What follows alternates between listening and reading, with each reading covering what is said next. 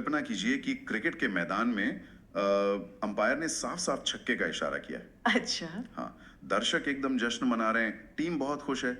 लेकिन जब TV screen पर वो चमकता हुआ डिजिटल स्कोरबोर्ड देखते हैं ना, तो वहां बड़े बड़े अक्षरों में लिखा है बल्लेबाज आउट। अरे बाप रे। बिल्कुल। तो ऐसी स्थिति में कोई किस पर यकीन करेगा? मतलब मैदान में खड़े उस अंपायर पर जिसने असल में फैसला दिया है, या उस डिजिटल मशीन पर जो पूरी दुनिया को स्कोर दिखा रही है? ये तो बहुत ही कंफ्यूजिंग स्थिति हो जाएगी। हाँ ना।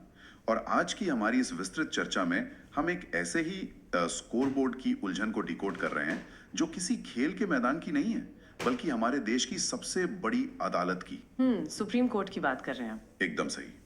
आज का हमारा विषय है सुप्रीम कोर्ट ऑफ इंडिया के डिजिटल केस स्टेटस में एक अजीबोगरीब और सच कहूं तो बेहद प्रभावशाली विसंगति। और इस स्कोर बोर्ड वाली बाट को अगर हम न्यायपालिका के चश्मे से देखें ना, तो स्थिति और भी गंभीर हो जाती है। बिल्कुल। क्योंकि क्रिकेट में तो सिर्फ एक मैच हारने का डर होता है, लेकिन यहाँ बात लोगों की जिंदगी भर की कमाई और उनके कानूनी हकों की है। सही बात है। तो हमारे पास आज जो स्रोत सामग्री है वो परवीन कोहली जी द्वारा साझा की गई है। हाँ, जो कि इस विषय की बहुत गहरी समझ रखते हैं। बिल्कुल, उनके नोट्स है हमारे पास, और सुप्रीम कोर्ट की वेबसाइट से लिया गया एक बकायदा स्क्रीनशॉट भी हमारे सामने है। तो इस पूरी चर्चा का जो मुख्य उद्देश्य है वो ये समझना है कि कैसे वेबसाइट पर अपडेट किए गए महज कुछ शब्द जैसे स्टे या स्टेटस को, यानी रोक या यथास्थिति, रोक या यथास्थिति, कैसे ये चंद शब्द एक पूरे के पूरे कानूनी मामले के अर्थ को मतलब पूरी तरह से भ्रमित कर सकते हैं। बिल्कुल। और हमें उस खाई को भी मापना है जो अदालत के असली हस्ताक्षरित आदेश और वेबसाइट पर दिखने वाले उस एक लाइनर स्टेटस के बीच पैदा हो गई है। तो ये खाई कितनी गहरी है ये समझने के लिए पहले हमें विवाद की एकदम जड़ों तक जाना होगा। बिल्कुल, बेसिक समझना जरूरी है। हाँ, आखिर ये जो स्कोरबोर्ड की गड़बड़ी है ये हुई किसके साथ है? तो हमारे स्रोत के अनुसार यहाँ ईपीएफओ यानी ईपीएफओ से जुड़े दो बहुत ही अहम मामलों का जिक्र है। ये दोनों मामले एसएलपी के रूप में सुप्रीम कोर्ट पहुंचे हैं। पहला मामला है डायरी नंबर 5167620205, जो ईपीएफओ पंजाब बनाम कुलवंत सिंह का है। कुलवंत सिंह वाला केस। और दूसरा मामला है डायरी नंबर 6957920025, जो ईपीएफओ बनाम लक्ष्मीकांत का है। राइट। अब इससे पहले कि हम आगे बढ़ें, क्योंकि हम इस पे बहुत गहराई से बात करने वाले हैं, तो कानून की इस दुनिया के कुछ भारी शब्दों को थोड़ा आसान कर लेते हैं। हाँ, वो बहुत जरूरी है। मतलब ये जो एसएलपी है ये आखिर होती क्या है और मामले यहाँ तक पहुंचते कैसे हैं? तो देखिए, एसएलपी का पूरा नाम है स्पेशल लीव पिटिशन। अच्छा। इसे अगर हम एकदम सरल भाषा में समझे ना, तो जब कोई पक्ष, जैसे इस मामले में ईपीएफओ है, वो हाई कोर्ट के किसी फैसले से सहमत नहीं होता, तो वो सीधे तौर पर ये दावा नहीं कर सकता कि सुप्रीम कोर्ट उसकी बात सुने ही सुने। मतलब उनका अधिकार नहीं है? नहीं, बिल्कुल नहीं। इसके बजाय वो सुप्रीम कोर्ट से इस मामले पर अपील करने की एक विशेष अनुमति मांगता है। अच्छा, जैसे स्पेशल लीव कहते हैं। एकदम सही। और अगर सुप्रीम कोर्ट को लगता है कि मामले में वाकई कोई बड़ा कानूनी सवाल छिपा है, तभी वो इस पिटिशन को स्वीकार करता है। तो ईपीएफओ ने यहाँ यही रास्ता अपनाया है। बिल्कुल। और ये दोनों ही मामले मतलब ऐसे ही हवा में से नहीं आए। स्रोत सामग्री एकदम स्पष्ट करती है कि ये दोनों एसएलपी 28 मार्च 2025 के एक कॉमन ऑर्डर के खिलाफ दायर की गई हैं। हाँ, जो Punjab and Haryana high court ने दिया था। राइट। और ये कोई साधारण विवाद नहीं है। ये मामला सीधे तौर पर उन कर्मचारियों की पेंशन से जुड़ा है जो 1 सितंबर 2014 से पहले रिटायर हो चुके हैं, जिन्हें सुपर एन्युएटेड केसेस कहा जाता है। हाँ, और नोट्स में एक और बहुत ही दिलचस्प आंकड़ा है। इसमें 119 सीडब्ल्यूपी शामिल थी।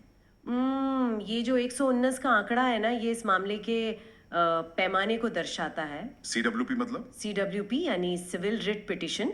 जब लोगों को लगता है कि किसी सरकारी संस्था ने उनके अधिकारों का हनन किया है, तो वह सीधे अदालत जाते हैं। अच्छा। तो 119 रिट पिटिशंस का मतलब है कि सैकड़ों पेंशनरों ने सालों तक हाई कोर्ट में एक बहुत लंबी कानूनी लड़ाई लड़ी है। बाप रे, 119 केस एक साथ? हाँ, और जब 28 मार्च 2025 को हाई कोर्ट ने उन सभी 119 याचिकाओं पर एक साथ एक कॉमन ऑर्डर या साझा फैसला सुनाया ना, तो वो उन सभी पेंशनरों के लिए एक बहुत बड़ी बात थी। और ईपीएफओ उसी विशाल फैसले को चुनौती देने के लिए सुप्रीम कोर्ट पहुंचा है। तो इसे समझने के लिए मैं एक उदाहरण लेता हूँ। हाँ, बताइए। ये स्थिति बिल्कुल वैसी है जैसे एक ही मोहल्ले के दो अलग अलग लोगों ने नगर निगम के एक ही नियम के खिलाफ अपील की हो। बिल्कुल सटीक एनालॉजी है। मतलब दोनों की पृष्ठभूमि एकदम एक है, दोनों की शिकायत एक है और दोनों पर हाई कोर्ट का फैसला भी एक ही दिन आया है। और एक ही कागज पर आया है। हाँ, बस नाम अलग अलग है। एक कुलवंत सिंह का मामला है और दूसरा लक्ष्मीकांत का। तो ऐसे में मेरा सवाल ये है कि जब ये दोनों मामले सुप्रीम कोर्ट की दहलीज पर पहुंचते हैं तो क्या क्या कोर्ट इन्हें दो अलग अलग फाइलों की तरह देखेगी या एक ही विवाद की तरह? तो देखिए, सुप्रीम कोर्ट के काम करने का जो तरीका है ना, वो बहुत ही व्यवहारिक होता है। अच्छा। हाँ, अदालती समय की बचत करने के लिए और फैसलों में एक रूपता बनाए रखने के लिए अदालत ऐसे मामलों को अलग-अलग नहीं मानती। समझ गया। और हमारे स्रोत से मिली जानकारी भी इसी बात की पूरी तरह पुष्टि करती है। 20 फरवरी 2026 को अदालत की कार्यवाही के दौरान लक्ष्मीकांत वाले दूसरे मामले को कुलवंत सिंह वाले पहले मामले के साथ टैग कर दिया गया। तो ये टैग करने की जो प्रक्रिया है इसका जमीनी असर क्या होता है? इसका जमीनी असर ये है कि जब दो या दो से अधिक मामलों को टैग किया जाता है तो इसका मतलब है कि अब उनकी सुनवाई एक साथ होगी। ओके। जो मामला पहले दायर हुआ था या जिसे अदालत मुख्य मानती है, जिसे कानूनी भाषा में लीड केस कहा जाता है, हाँ, लीड केस। उसी के आधार पर सारी बहस होती है। अदालत बार बार वही पुरानी दलीलें नहीं सुनती। ये तो काफी तार्किक है। बिल्कुल। और इस मामले की गंभीरता आप इसी से समझ सकते हैं कि इसे जस्टिस विक्रम नाथ और जस्टिस संदीप मेहता की बेंच सुन रही है। तो टैग होने का सीधा सा अर्थ ये हुआ कि कुलवंत सिंह वाले मामले में जो भी फैसला आएगा वह अपने आप ही लक्ष्मीकांत वाले मामले पर भी लागू हो जाएगा। तो मतलब यहाँ तक तो सब कुछ एक एकदम सामान्य कानूनी प्रक्रिया का हिस्सा लगता है। हाँ, बिल्कुल नॉर्मल है। हाई कोर्ट का फैसला आया, संस्था ने सुप्रीम कोर्ट में अपील की और अदालत ने मिलते जुलते मामलों को एक साथ जोड़ दिया। एकदम सही। लेकिन असली पहेली, मतलब वो विसंगति जिसने परवीन कोहली को ये नोट्स लिखने पर मजबूर किया, वो अब शुरू होती है। हाँ, असली कहानी तो अब शुरू होती है। सारा का सारा विवाद इस दूसरे मामले, मतलब लक्ष्मीकांत वाले केस के अपडेटेड स्टेटस से जुड़ा है। सुप्रीम कोर्ट की वेबसाइट पर जब इस केस का स्टेटस चेक किया गया तो वहां हाल ही में कुछ नए शब्द उभर कर सामने आए जो कि बहुत ही चौंकाने वाले थे। बिल्कुल, वे शब्द हैं स्टे स्टेटस को ऑड DT 20/02/2026, यानी 20 फरवरी 2026 के आदेश से स्टे या यथास्थिति। और यहीं पर वो बिंदु आता है जहां एक आम नागरिक और एक वकील के नजरिए का अंतर साफ दिखाई देता है। वो कैसे? देखिए, जब कोई बुजुर्ग पेंशनर जो शायद किसी दूर दराज के गांव में बैठकर अपने अपने पोते के मोबाइल पर केस का स्टेटस चेक कर रहा हो, हाँ ऐसा ही होता है, तो जब वो स्क्रीन पर स्टे शब्द पढ़ता है तो उसके दिमाग में क्या आता है कि सब रुक गया। बिल्कुल। वो यही सोचेगा कि 28 मार्च 2025 के उस मूल फैसले पर जो इतने सालों की लंबी लड़ाई के बाद उसके पक्ष में आया था, सुप्रीम कोर्ट ने उस पर पूरी तरह से रोक लगा दी है। एक झटके में बेचारों की सारी उम्मीदें टूटती हुई महसूस होती हैं। एकदम सही कहा आपने। लेकिन स्रोत सामग्री में परवीन कोहली ने इस डिजिटल अपडेट को एक बहुत ही कड़ा नाम दिया है। हाँ, उन्होंने इसे मिसचीफ कहा है। हाँ, मिसचीफ यानी शरारत। और उनका स्पष्ट रूप से कहना है कि Punjab and Haryana high court के 28 मार्च 2025 के मूल आदेश पर कोई भी स्टे नहीं लगा है। बिल्कुल नहीं लगा है। और नोट्स में एक बहुत ही अहम बात लिखी है कि EPFO ने अदालत में इस फैसले पर रोक लगवाने के लिए पूरी ताकत झोंक दी थी। हाँ, जिसे अंग्रेजी में लिखा गया है strongly pressed by EPFO। Right. इसके बावजूद 20 फरवरी 2026 के जो वास्तविक अदालती आदेश हैं, उसमें मूल फैसले को रोकने का कोई जिक्र नहीं है। और ये ताकत के असंतुलन का एक बहुत बड़ा उदाहरण है। कैसे? देखिए, EPFO जैसी जो विशाल संस्था होती है ना, उनके पास बेहतरीन वकील और असीमित संसाधन होते हैं। हाँ, ये तो है। तो जब वे अदालत में किसी आदेश पर स्टे के लिए बहुत जोर लगाते हैं तो उनका तर्क अक्सर यही होता है कि अगर फैसले पर तुरंत रोक नहीं लगाई गई तो संस्था को भारी आर्थिक नुकसान होगा या उनका प्रशासनिक ढांचा चरमरा जाएगा, ऐसे ही तर्क होते हैं। बिल्कुल।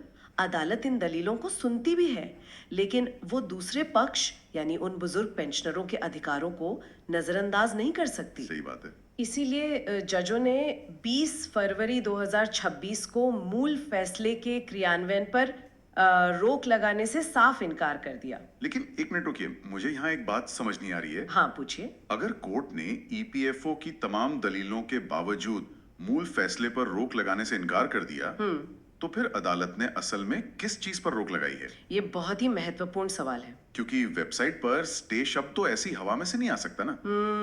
तो असली आदेश क्या कहता है? देखिए, असली आदेश की भाषा बहुत ही सटीक है और यही वो जगह है जहां सारा का सारा भ्रम पैदा होता है।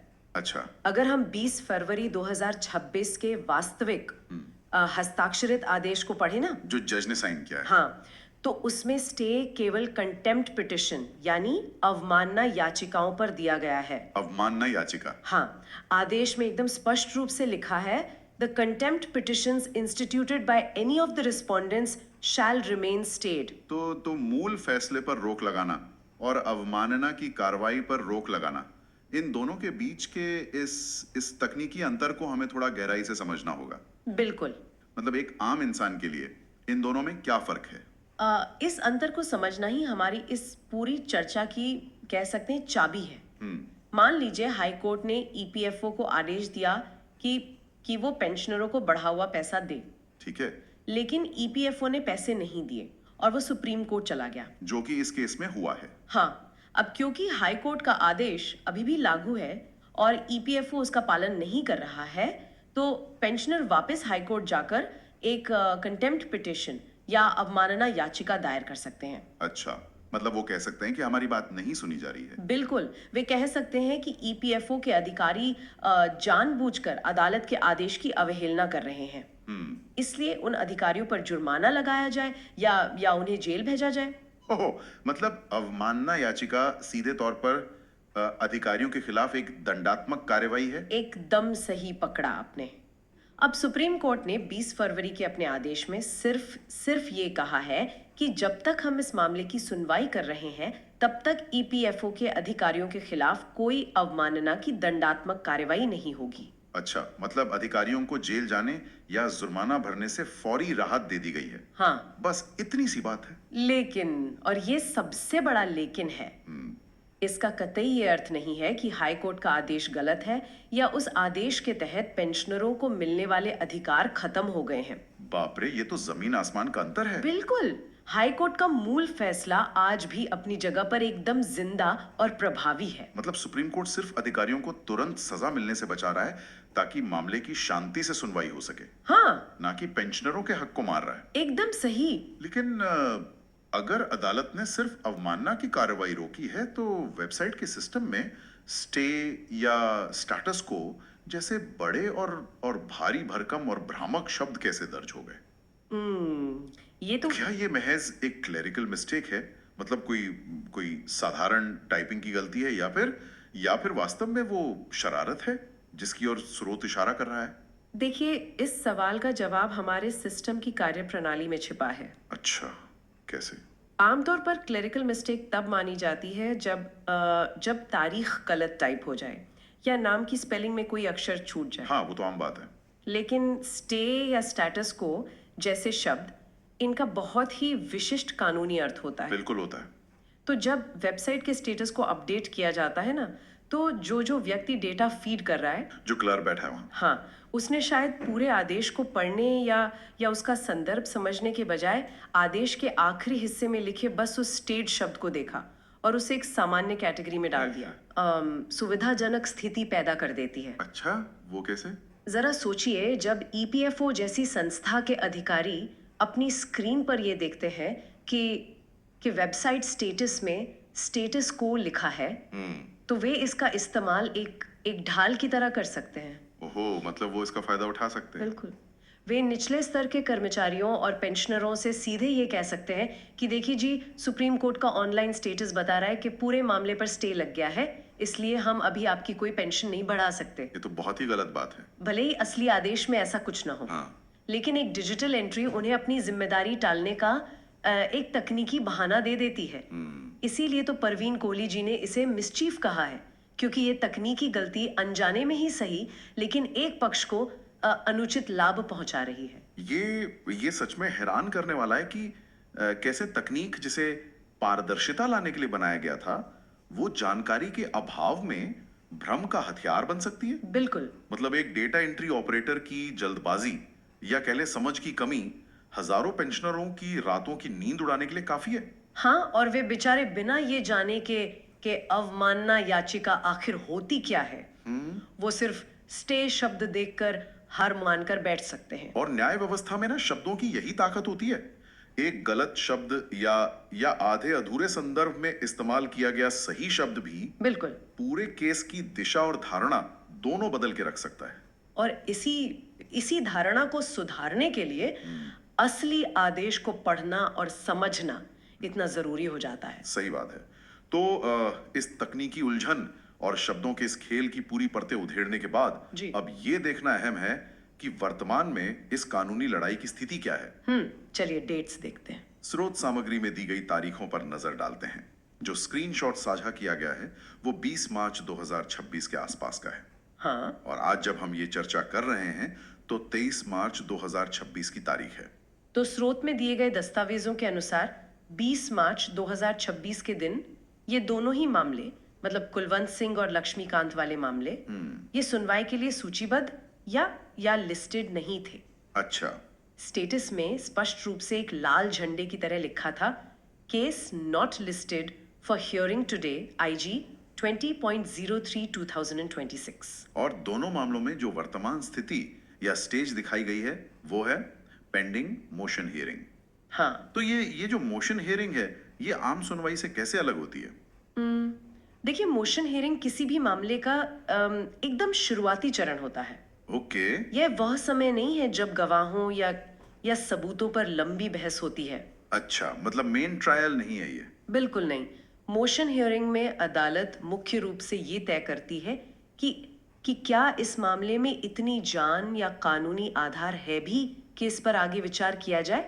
एक तरह का फिल्टर है ये। एकदम सही। अदालत देखती है कि क्या कानूनी प्रक्रिया का सही पालन हुआ है और क्या मामला सुनवाई के योग्य है। ठीक है। अब चूंकि मामला अभी पेंडिंग मोशन हियरिंग स्टेज में है, इसका मतलब है कि सुप्रीम कोर्ट ने अभी तक इस मामले पर कोई विस्तृत या अंतिम विचार विमर्श शुरू नहीं किया है। मतलब मामला अभी बस कतार में लगा हुआ है। हाँ, बस लाइन में है। एक तरह से अदालत अभी सिर्फ दरवाजे पे खड़े व्यक्ति की पहचान कर रही है, उसे अंदर बिठाकर पूरी कहानी सुनना अभी बाकी है। बिल्कुल सही एनालॉजी है। और हमारे स्रोत ने इन हालात को देखते हुए एक बहुत ही संयम भरी सलाह दी है। हाँ, क्या लिखा है उन्होंने? नोट्स में लिखा है, let us wait for the fixation of next date, यानी अगली तारीख तय होने का इंतजार करना चाहिए। और ये बहुत सही सलाह है। कानूनी लड़ाइयों में ना, खासकर जब मामला देश की सर्वोच्च अदालत में पहुंच जाए, तो धैर्य ही, मतलब पेशेंस ही सबसे बड़ा हथियार होता है। बिल्कुल। जब तक कोई आधिकारिक नई तारीख तय नहीं हो जाती और मामला कोर्ट रूम के अंदर जज के सामने पेश नहीं होता, तब तक बाहर बैठकर किसी भी तरह के निष्कर्ष पर पहुंचना महज कयास लगाना है। हाँ, सिर्फ अंदाजा लगाना होगा। और इस बीच अगर वेबसाइट पर कोई भ्रामक स्टेटस दिखता भी है ना, तो उस पर घबराने के बजाय असली दस्तावेजों पर भरोसा करना चाहिए। ये डिजिटल युग की सबसे बड़ी विडंबना है। आज हर इंसान को हर जानकारी पलक झपकते ही चाहिए। जैसे जैसे हम खाना ऑर्डर करते हैं और हर मिनट ऐप पर डिलीवरी बॉय की लोकेशन चेक करते रहते हैं ना, हाँ, रिफ्रेश कर करके। वैसे ही लोग न्याय की उम्मीद में भी केस स्टेटस को बस रिफ्रेश करते रहते हैं। बिल्कुल। हजारों पेंशनर्स, उनके परिवार वाले और यहाँ तक कि कई बार छोटे वकील भी हाँ, बिल्कुल सही कह रहे हैं आप। केस की दिशा समझने के लिए सिर्फ वेबसाइट के उस एक लाइनर अपडेट पर निर्भर करते हैं। और यही निर्भरता इस तरह की विसंगतियों को इतना खतरनाक बनाती है। सही बात है। जब आप सिर्फ समरी या निष्कर्ष पढ़ते हैं और उस निष्कर्ष को निकालने की प्रक्रिया को नहीं समझते ना, तो आप बहुत आसानी से गुमराह हो सकते हैं। तो आज की इस पूरी चर्चा से सबसे बड़ा और स्पष्ट सबक यही मिलता है कि कानूनी मामलों में सिर्फ डिजिटल स्टेटस या वेबसाइट की एक लाइन की समरी पर आंख मूंद कर विश्वास नहीं किया जा सकता। बिल्कुल नहीं किया जा सकता। वो स्क्रीन पर चमकता हुआ स्कोरबोर्ड गलत हो सकता है। और ये बात हर उस व्यक्ति को एकदम गांठ बांध लेनी चाहिए जो किसी भी कानूनी प्रक्रिया से जुड़ा है। बिल्कुल। देखिए, वेबसाइट का स्टेटस सिर्फ एक सूचनात्मक टूल है, एक सुविधा है। वो अपने आप में कोई कानूनी आदेश नहीं है। वो बस एक रेफरेंस है। हाँ, आधिकारिक और जज द्वारा हस्ताक्षरित अदालती आदेश ही अंतिम सत्य होता है। वही मैदान के अंपायर का असली इशारा है। बिल्कुल।